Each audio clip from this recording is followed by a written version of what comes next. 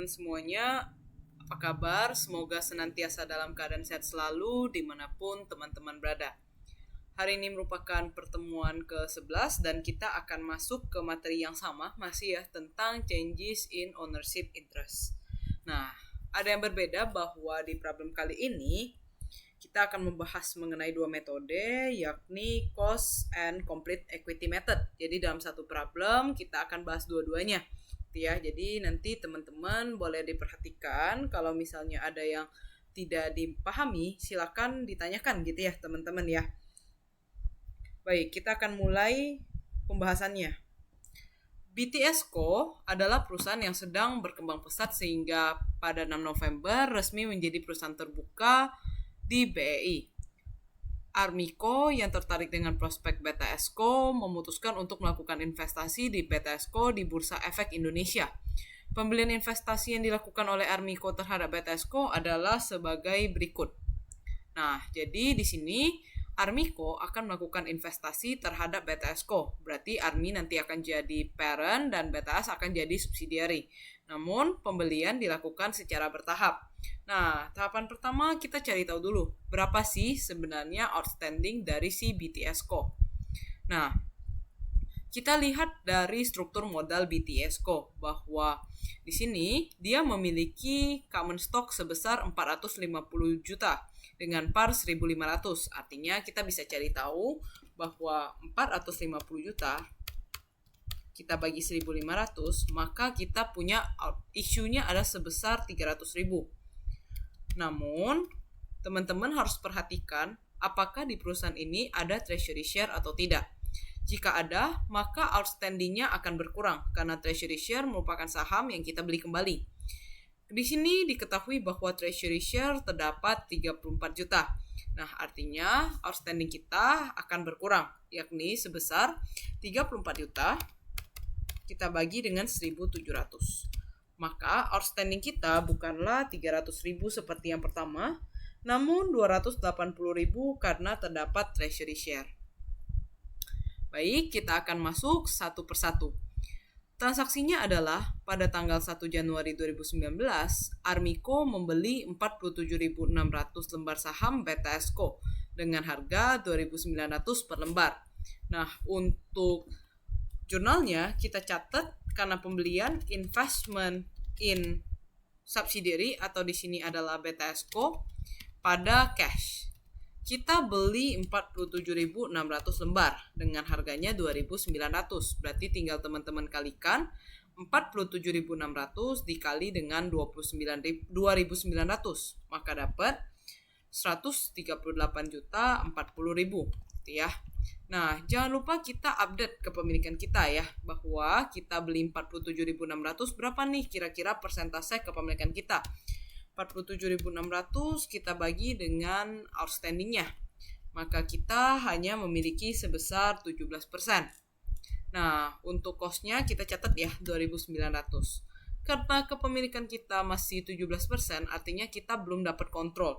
Kalau kita belum dapat kontrol, maka kita belum menghitung untuk revaluasinya ya. Nah, sehingga kita lanjutkan ke transaksi kedua. Pada 1 Januari 2020, Armico kembali membeli saham di BTS Co. Sehingga kepemilikannya menjadi 80%. Nah, hati-hati ya teman-teman ya. Di sini dikatakan bahwa kepemilikannya menjadi. Menjadi artinya kalau dia awalnya 17, dia naik menjadi 80% gitu ya. Bukan naik sebesar ya. Jadi hati-hati dengan kata-katanya. Pada tanggal yang sama pula, Armico mengalami loss on revaluation sebesar 4.590 sebagai efek dari transaksi ini.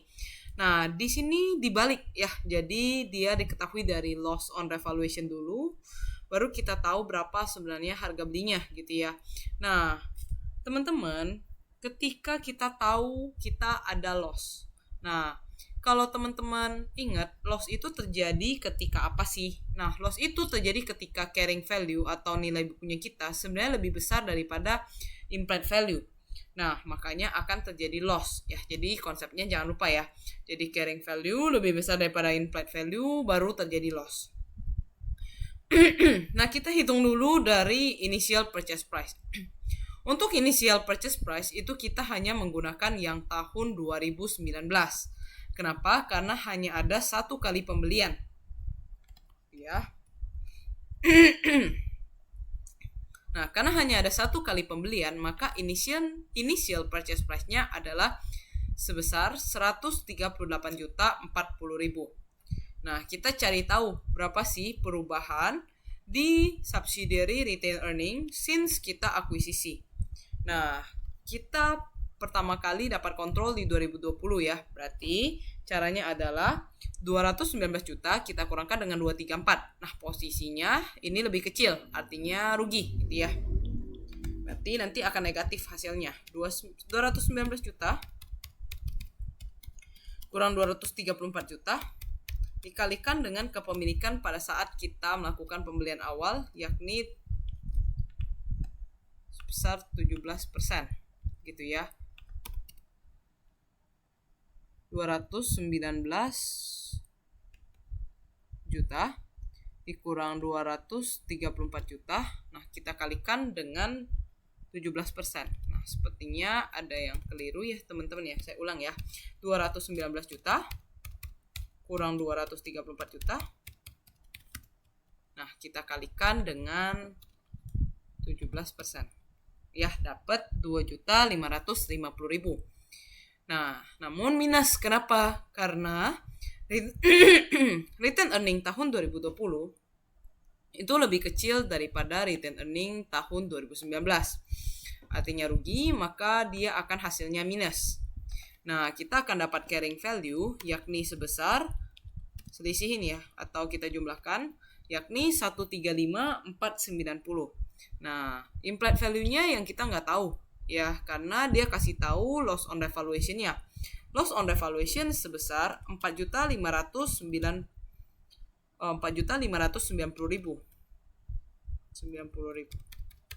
Nah, masih ingat ya kondisinya? Loss itu muncul ketika carrying value lebih besar daripada implied value. Nah, karena loss berarti minus ya. Nah, gimana caranya? Berarti teman-teman tinggal selisihkan. 135 kurang 4950, maka dapat 130.900.000. Atau kalau teman-teman pakai Excel kayak saya, maka teman-teman jumlahkan gitu ya, karena plus ketemu minus hasilnya jadi minus.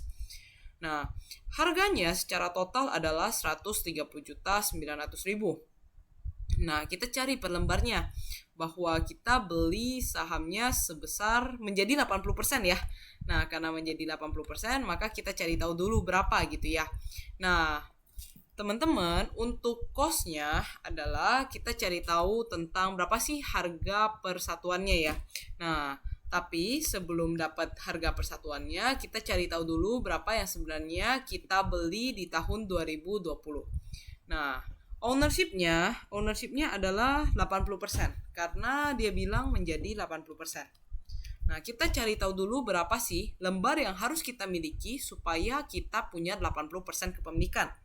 Caranya adalah persentasenya dikalikan dengan outstanding. Maka kita harus punya 224.000. Gitu ya. Nah, dari 224.000 itu kita memiliki 47.600. Nah, karena kita punya 47.600, maka kita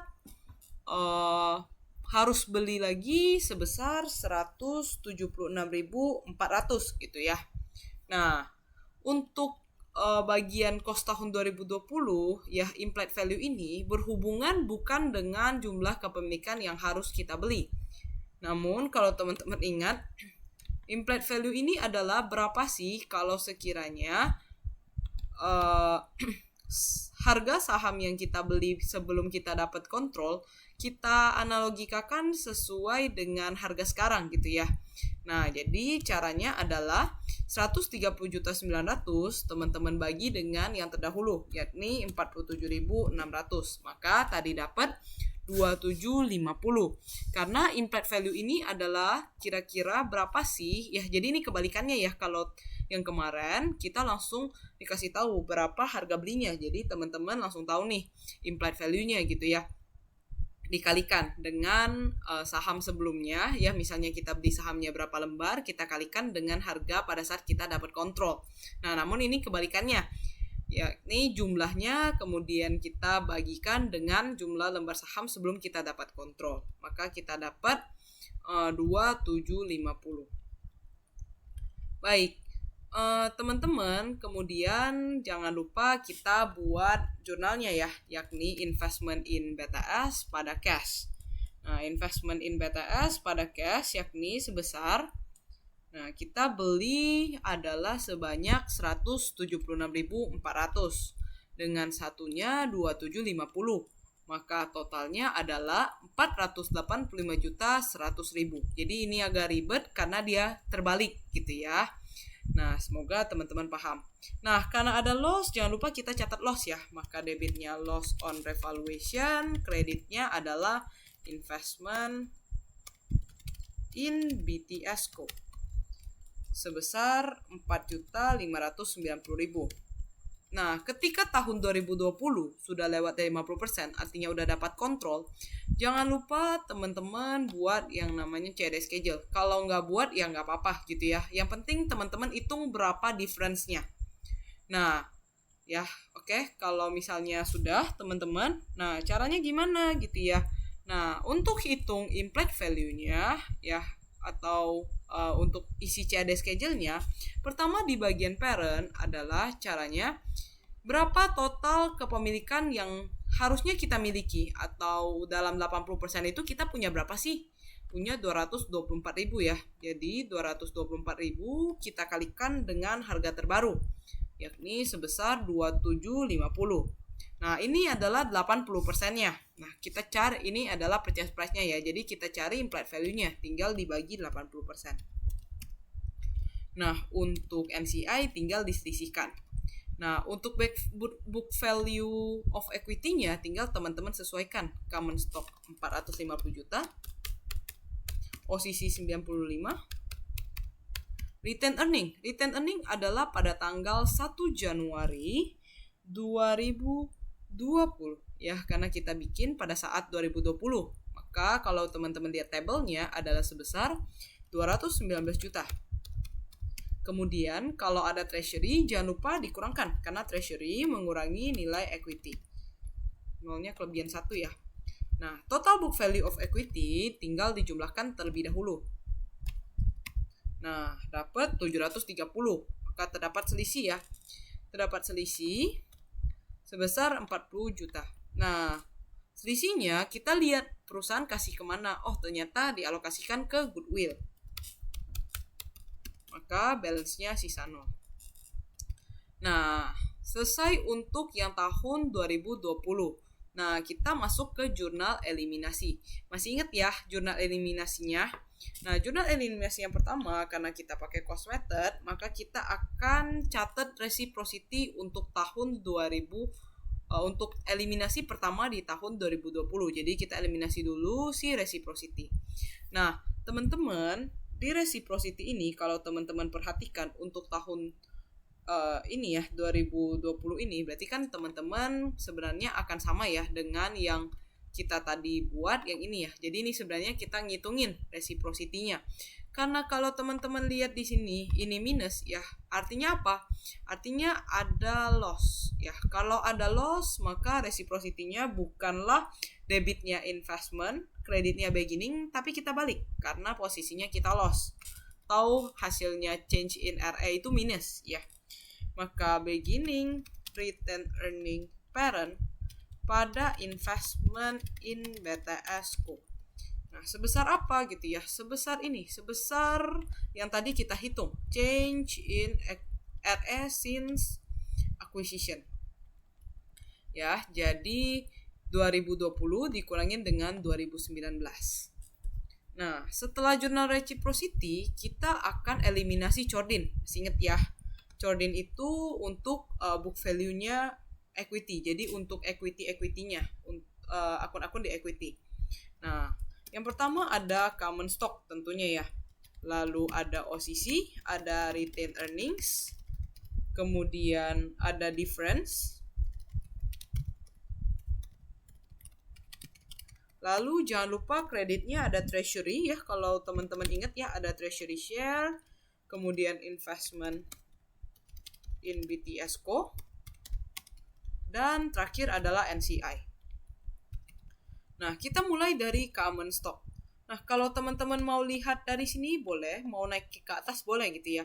Common stock ada 450 juta. Posisi 95 juta. Kemudian retain earning. Nah, retain earning di sini adalah retain earning pada saat awal tahun, yakni 219 juta. Nah, kemudian ada treasury share. Treasury share-nya sebesar 34 juta. Untuk difference 40 juta, karena tadi kita udah hitung ya di bagian sini 40 juta. Maka ada difference 40 juta.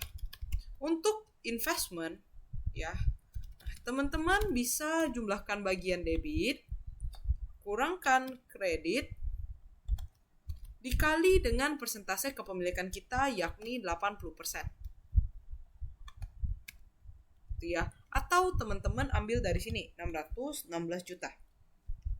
Nah, untuk NCI caranya sama ya. Jadi yang pertama jumlahkan dulu bagian debit, kemudian kurangkan kreditnya, lalu kita kalikan. Karena kita punya 80%, maka untuk NCI adalah 20%-nya. Maka dapat 154 juta. Make sure debit kreditnya balance. Debitnya 804, kreditnya juga segitu, 804. Nah, setelah kita chordin, maka alokasi difference, yakni ke goodwill ya. Maka debitnya goodwill, kreditnya adalah difference between plate value and book value. Sebesar selisihnya, yakni 40 juta. Nah, untuk tahun 2020 selesai sampai di sini. Kita akan lanjut ke tahun 2021. Ya, nah sebelum kita ke jurnal eliminasi, kita harus baca dulu soalnya ya. Nah, apakah terdapat penjualan atau tidak? Nah, kita baca dulu dari sini. Selisih yang timbul antara book value dan implied value akan dialokasikan ke goodwill.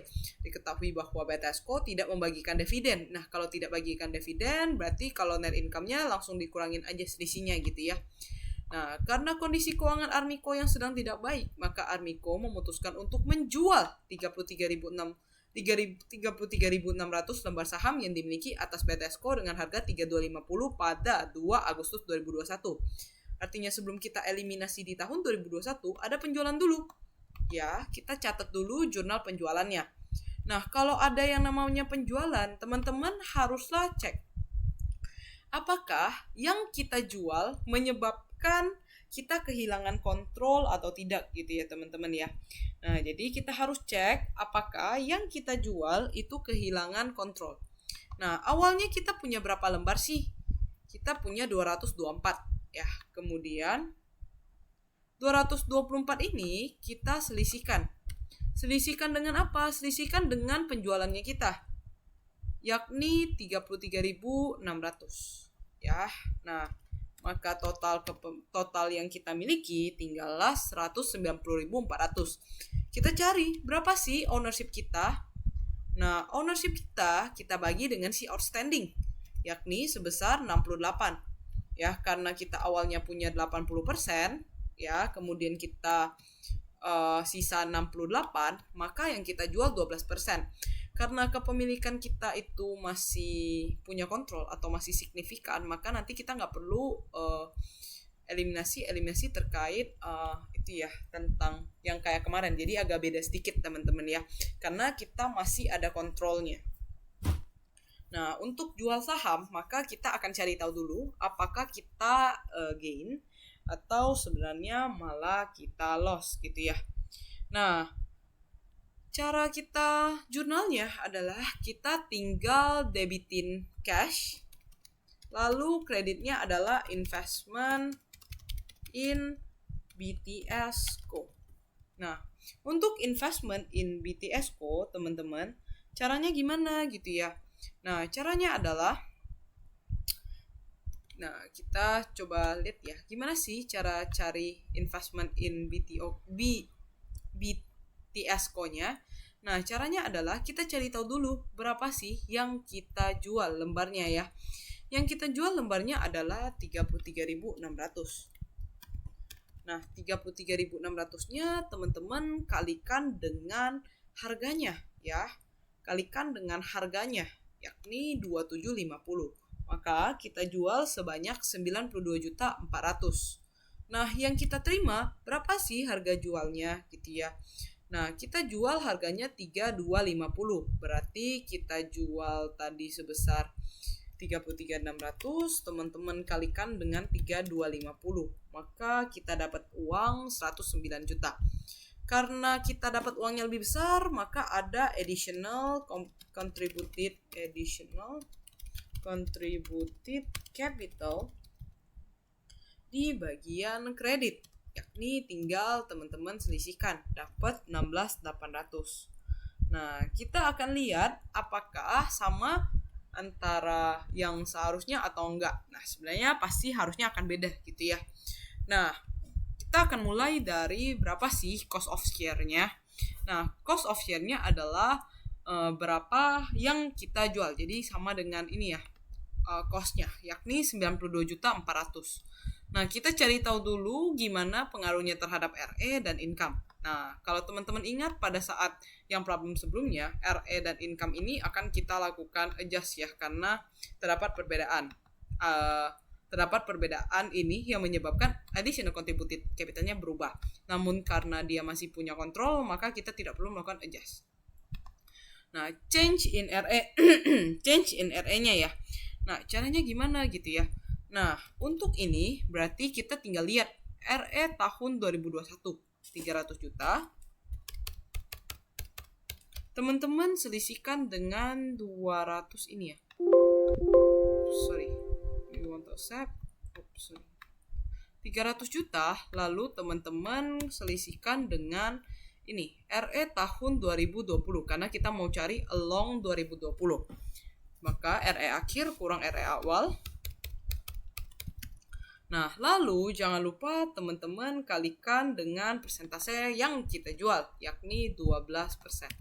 Maka dapat 9720. Untuk income berarti di tahun 2021 ya. Maka kita akan carinya dengan cara 340 juta, yakni beginning RE 2022 yang merupakan ending RE 2021, diselisihkan dengan 300 juta. Kemudian teman-teman kalikan dengan yang kita jual, yakni 12% dan kalikan income-nya selama berapa bulan. Ya, kalau teman-teman hitung dari Januari sampai ke Agustus awal, maka hanya 7 bulan. 7 per 12. Maka dapat 2.800.000. Nah, kita lihat nih carrying value-nya. Ya. Maka carrying value-nya adalah sebesar 104. Nah, kita jual 109. Harusnya ACC-nya atau additional contributed capital-nya hanya 4280 karena ada RE dan income. Namun kita tidak melakukan jurnal kayak kemarin ya, karena kita tidak maksudnya kita tidak kehilangan kontrolnya. Nah, lalu setelah kita jurnal penjualan tidak ada terjadi lagi di tanggal 2021, maka kita akan eliminasi. Yang pertama adalah kita eliminasi si reciprocity. Nah, sebelum jurnal kita cari tahu dulu berapa sih angkanya. Nah, yang pertama adalah reciprocity tahun lalu. Kenapa? Karena balik lagi jurnalnya tidak diposting, maka harus kita bawa. Nah, dan yang terjadi. Jadi untuk yang terjadi adalah selama tahun 2020 ya, yang 2019 kan kita ambil ya. 2020 berarti 300 juta, yakni retained earnings ending dikurangkan retained earning awal 219. Nah, kita kali dengan berapa sih?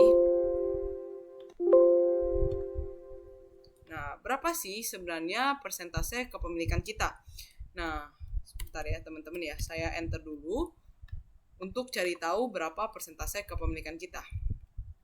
Nah, persentase kepemilikan kita adalah sisa 68%. Nah, berarti jangan lupa dikalikan dengan 68%.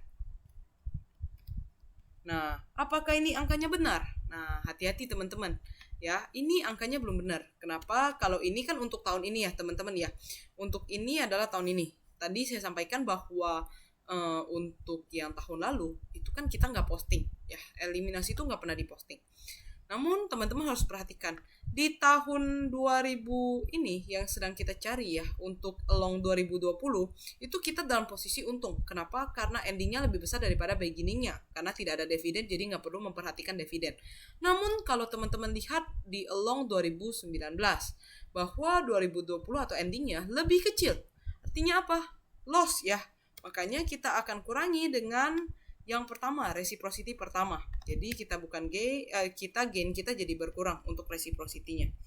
Maka kita akan catat investment di debit, investment in BTS-Co. Kreditnya adalah beginning retained earning parent. Nah, kenapa malah investment in BTS-Co pada beginning RE? Karena di along 2020 itu kita untung, dan untung kita sebenarnya lebih gede daripada untung di tahun sebelumnya. Kalau untungnya lebih gede, harusnya akhirnya akan jadi untung juga. Makanya reciprocity-nya adalah investment in S pada beginning RE, bukan kebalikannya, yakni beginning RE pada investment in S. Nah, jangan lupa kita jurnal Chordin. Chordin itu tidak berubah, jadi kalau misalnya tidak ada perubahan struktur modal ya, nah maka kita akan copy paste aja. Nah, tapi hati-hati terhadap retained earning dan investment. Ya, jadi hati-hati terhadap retained earning dan juga investment. Nah, untuk retained earning, karena kita di 2021, maka retained earningnya akan berubah menjadi 300 juta. Maka 300 juta. Nah, investment in BTS-Co-nya akan teman-teman cari dengan cara tadi, yakni debitnya dijumlahkan, kemudian dikurangkan dengan kredit, dikali dengan persentase kepemilikan kita, yakni sisa 68. Maka dapat 578, 680. Untuk NCI-nya, teman-teman jumlahkan bagian debit, kemudian kurangkan bagian kredit, dikali dengan 34 ya, 34%. Maka dapat 289. 38 bener gak teman-teman ya? 38. Tadi kita punya teman-teman. 32% ya harusnya ya. Kenapa? Karena kita punya 68, maka harusnya jadi 32 ya. Maka dapat 272.320. Nah, jangan lupa alokasi goodwill. Untuk goodwill jurnalnya sama, saya akan copy dari atas. Baik, jika sudah, kita akan baca lagi soalnya. Karena kondisi keuangan sudah ya, berarti dari sini ya. Pada 1 April 2022, Armiko kembali menjual saham yang dimiliki di BTS-Co, sehingga kepemilikannya tersisa 30% dengan harga 3.500 per lembar. Nah, di sini teman-teman, kalau teman-teman lihat kepemilikannya sisa menjadi 30%. 30% itu artinya kita lost control. Ya, ketika lost control maka kita akan cari agak berbeda sedikit dari yang tadi. Ya, ketika kita lost controlnya. Nah, teman-teman, yang kita jual berapa sih gitu ya? Nah, yang kita jual adalah 38%, tinggal teman-teman sebenarnya kalikan dengan outstanding kita, yakni sebesar 280.000. Ya. Nah, kenapa kita jualnya 38? Karena pada saat awal kita punya 68, kemudian kita mau jadikan dia 30, maka yang kita jual adalah 38%. Nah, lalu kita akan hitung berapa sih sebenarnya total investment yang kita jual. Nah, untuk menghitungnya kita harus hitung pelan-pelan terhadap investment yang kita miliki. Nah, hitung seluruh jurnal berkaitan dengan investment, jurnal transaksi.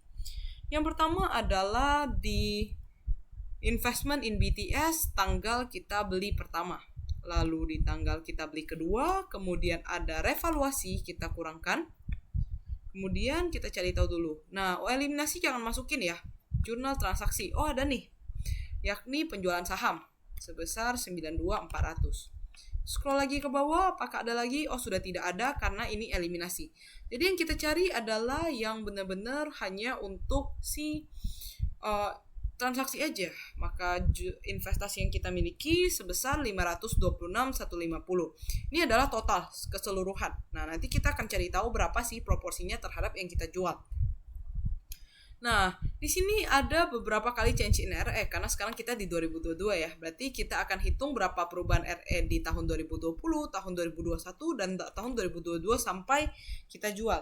Nah, yang pertama adalah kita cari tahu dulu berapa change in RE kita di tahun 2020. Nah, kalau teman-teman ingat, reciprocity ini adalah untuk mencatat perbedaan ya. Maka sebenarnya kita bisa langsung ambil dari reciprocity-nya. Ya, karena ini mencerminkan perubahan ya, sudah di-adjust ke tahun sebelumnya, maka kita langsung ambil 52.530.000. Nah, untuk change in RE pada tahun 2021 ya.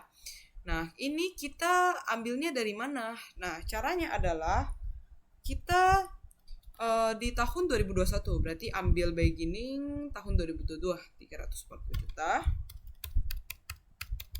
Kita selisihkan dengan 300 juta. Kita kalikan dengan yang kita miliki, sisa yang kita miliki awalnya ya.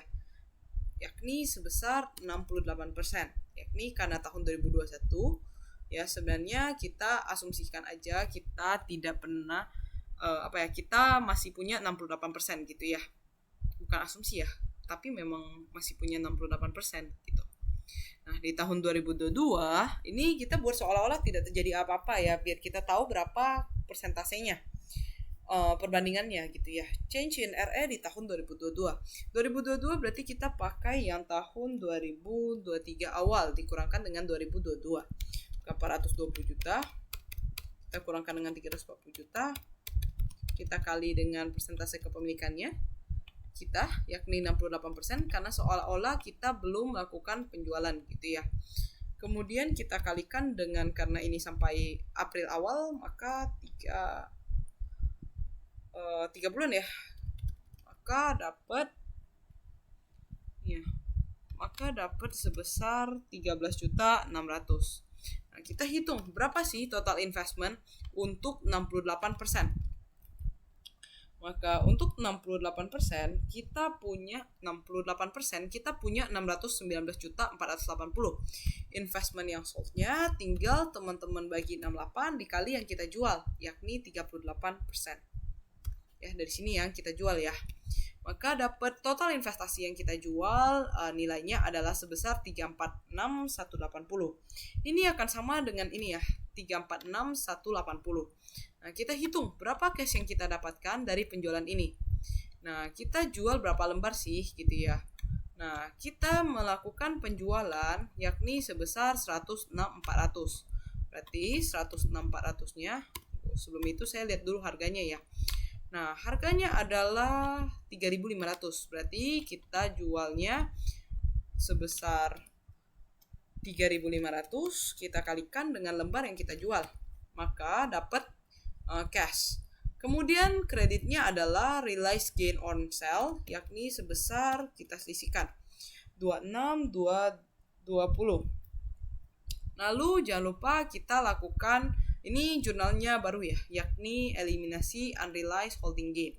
Nah, unrealized holding gain ini kita lakukan penjurnalan terhadap angka ini ya, realized gain. Nah, caranya gimana? Caranya adalah berapa sih persentase yang tersisa, yakni 30%.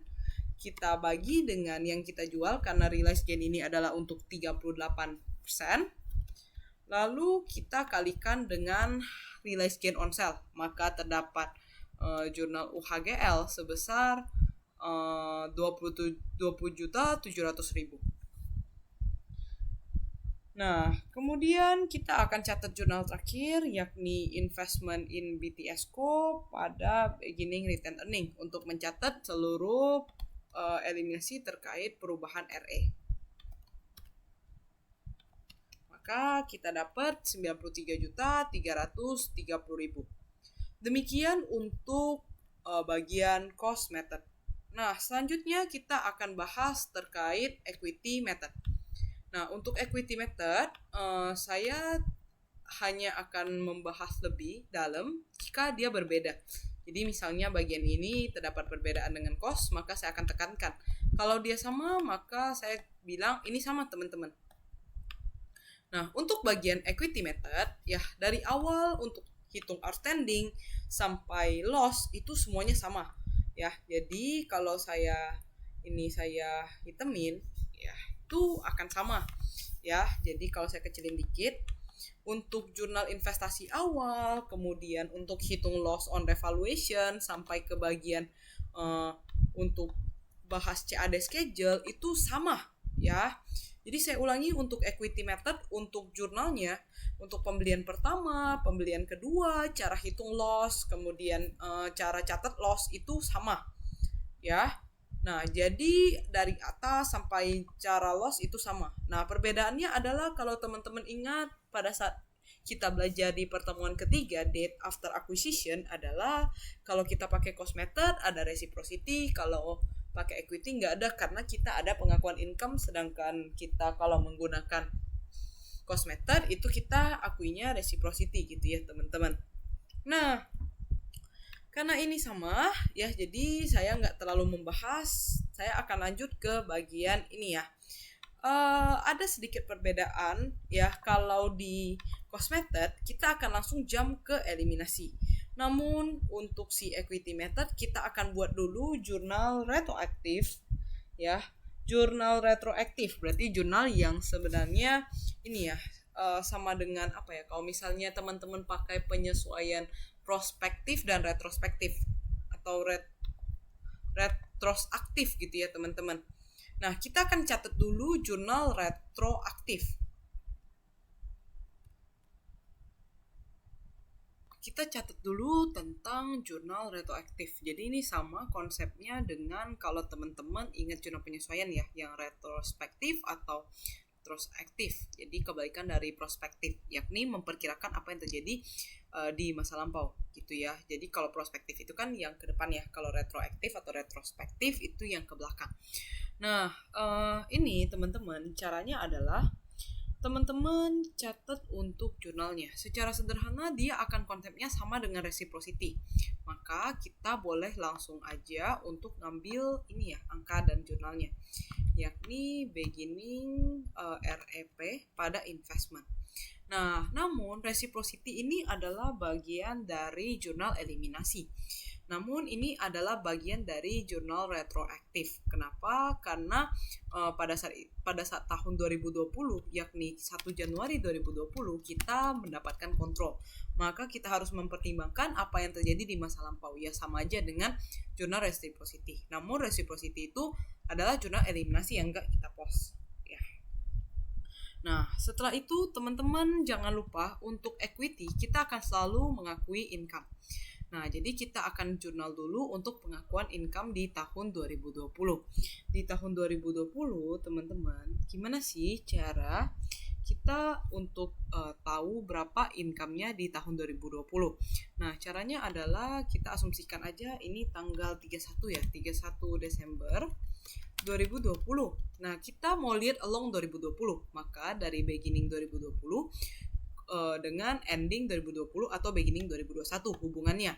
Nah, karena 2021 ini lebih besar karena tidak ada dividen juga, maka kita akan dapat income di tahun 2020. Nah, jurnalnya adalah investment karena income ya. Pada debitnya adalah AC, equity in subsidiary income.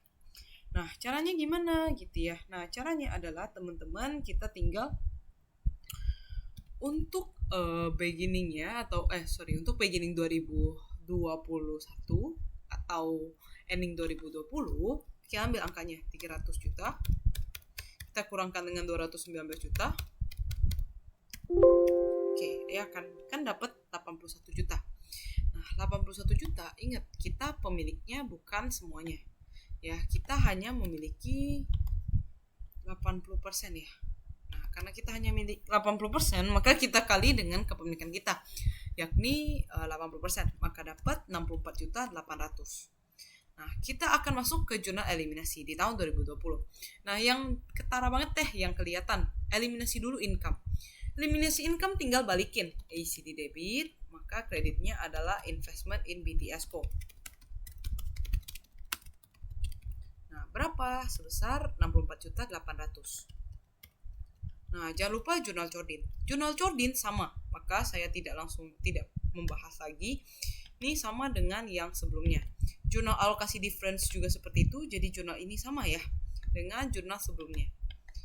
Nah, lalu kita masuk ke tahun 2021. Oke, sebelum saya masuk, saya akan ulang lagi, bahwa untuk tahun 2019, untuk equity method itu tidak ada perbedaan dengan cost method. Maka ketika kita membeli, maka kita akan catat investment pada cash.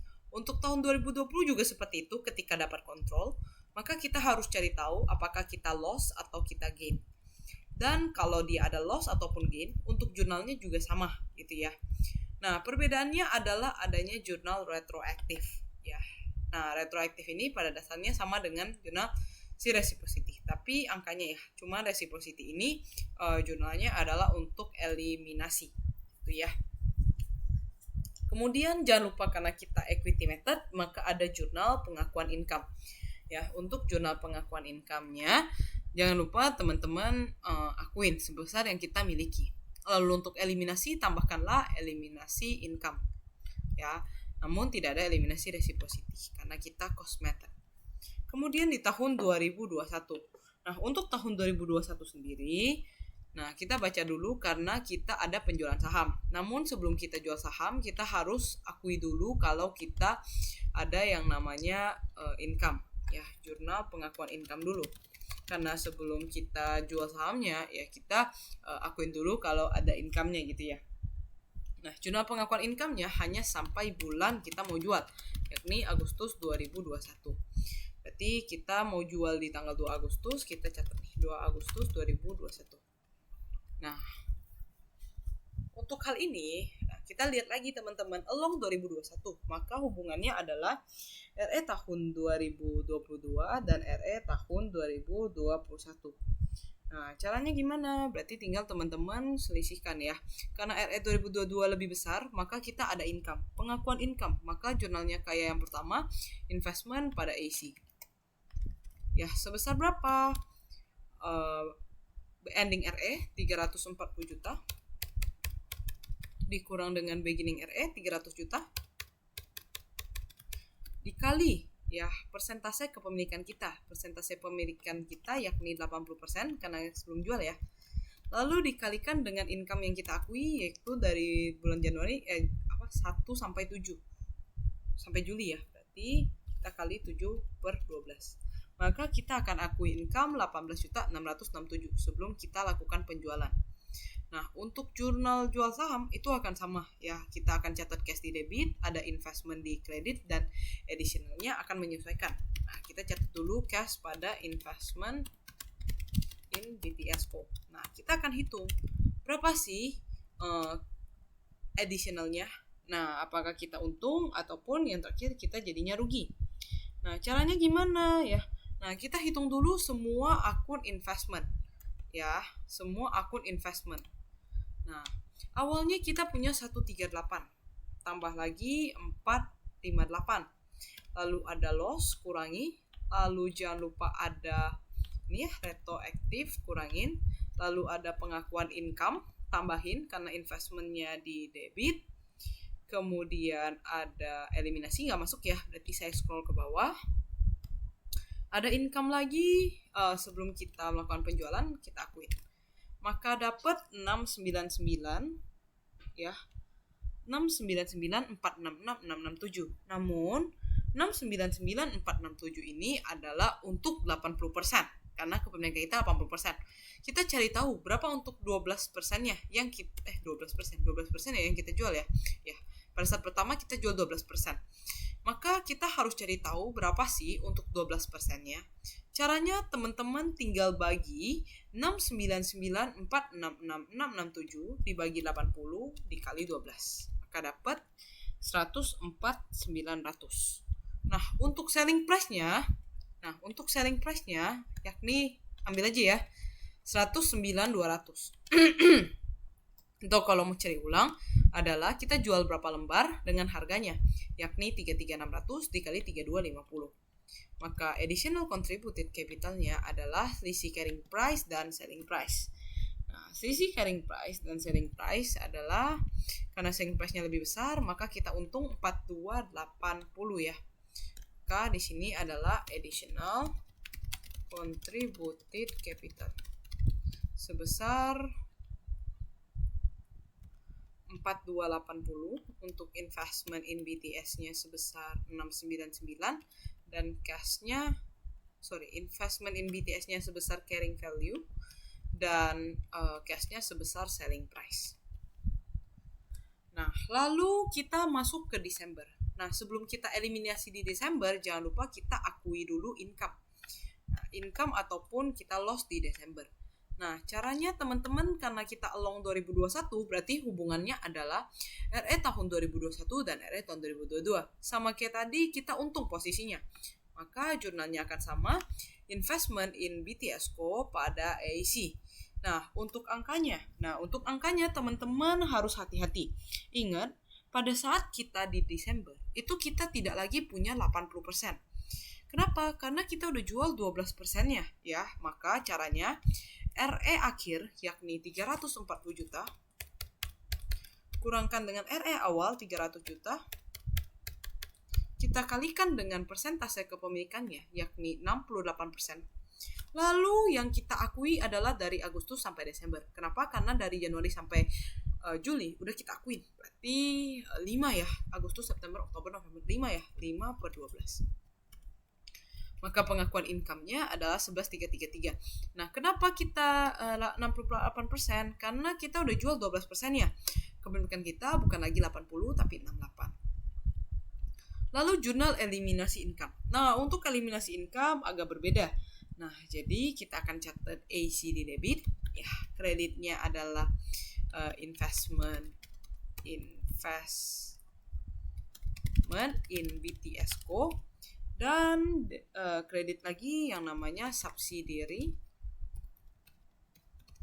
income source. Nah, untuk yang pertama kita bahas dulu subsidiary income source-nya.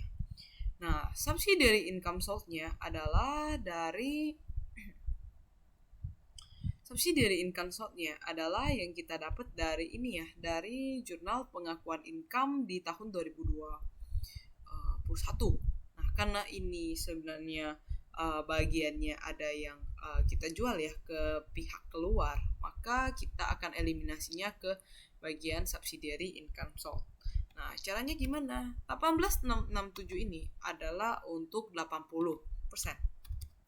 Ya, nah kita jual ke pihak luar 12%-nya. Maka kita akan eliminasi income ke subsidiary income sold adalah 2,8 karena terdapat penjualan ke pihak luar. Nah, kemudian untuk bagian AC sendiri. Untuk bagian AC sendiri berarti sebenarnya tinggal teman-teman jumlahkan gitu ya. Nah, lalu tinggal sesuaikan untuk kreditnya investment.